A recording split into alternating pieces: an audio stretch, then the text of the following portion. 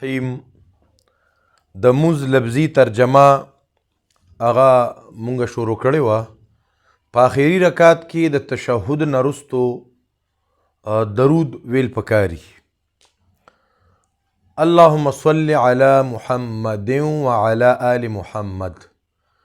که کله د محمد سره مونږ سا اخلو نو بیا اللهم صل علی محمد وعلى آل محمد، او کنه سا پکې ناخلو نو بیا اللهم صل علی محمد وعلى آل محمد كما صليت على ابراهيم. د دې ترجمه ده د اللهم اے الله صل علی محمد، ته رحمتونه ولیږي په محمد علیه السلام باندې، وعلى آل محمد او په آل د محمد علیه السلام باندې، کما صلیت لکه څنګه چې تا رحمتونه لیږلي علی ابراهیم په ابراهیم علیه السلام، وعلى آل ابراهیم په اولاد د ابراهیم علیه السلام. انک حمید، یقینا تستایل شوی ذات مجید او لوی والا خاوند بزرگی.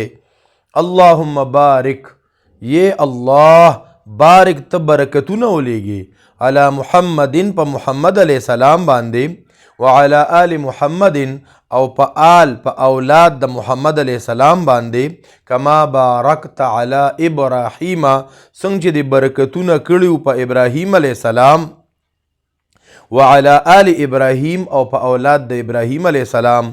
انک حمید مجید، یقینا تستایل شوی او خاوند بزرگی. د دې درود پاک نه وروستو دعا ویل پکاري. نو دعا د قرآني دعاګانې شوي یا چې کوم احادیثو کې ګڼې دعاګانې ذکر شوي، په هغه دعاګانو کې یو قرآني دعا ده، ربنا آتنا فی الدنیا حسنه وفي الآخرة حسنه وقنا عذاب النار. اللهم ربنا، اے الله ربنا زمونږ ربه، آتنا راکې مونږ له فی الدنیا په دنیا کې حسنه توفیق د نیکۍ، وفي الآخرة حسنه او په آخرت کې غوره بدله، وقنا عذاب النار او ساتي مونږ د عذاب د اور نه.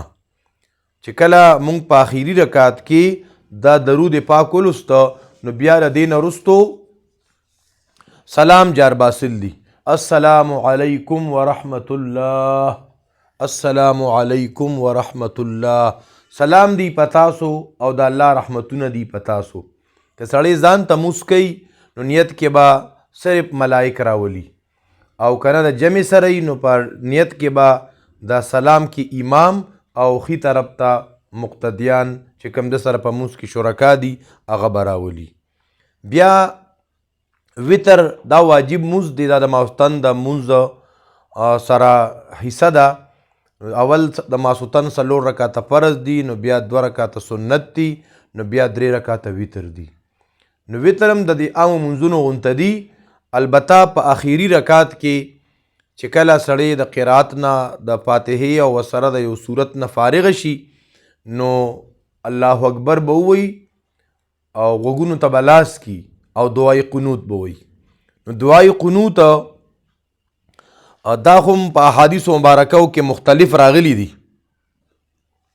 صحیح بخاری کې چې کوم دعای قنوت راغلی، اللهم اهدنی فی من هدیت، دا یادول پکار دي. اللهم انا نستعینک دا غي لستلم ناروا نه دي.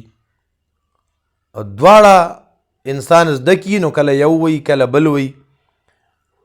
خو صحیح امام بخاری رحمت الله علیه چې خپل صحیح بخاری کې کم دعای قنوت ذکر کړی دی، اللهم اهدنی فی من هدیت وعافنی فی من عافیت وتولنی فی من تولیت وبارک لی فی ما اعطیت وقنی شر ما قضیت انک تقضی ولا یقضى علیک وانه لا یذل من والیت ولا يعز من عادیت تبارکت ربنا وتعالیت لا منجأ منک الا الیک.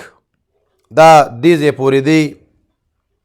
دا سنن ابی داود هم ذکر کړي، سنن نسائی هم ذکر کړي، ترمذی هم ذکر کړي او ابن ماجه هم ذکر کړي، او دارنګې شیخ الحدیث مولانا زکریا رحمت الله علیه اغیم په حکایت صحابه کې دا ذکر کړی دی. مولانا منظور نعمانی رحمت الله علیه معرف الحدیث کې دا ذکر کړی دی.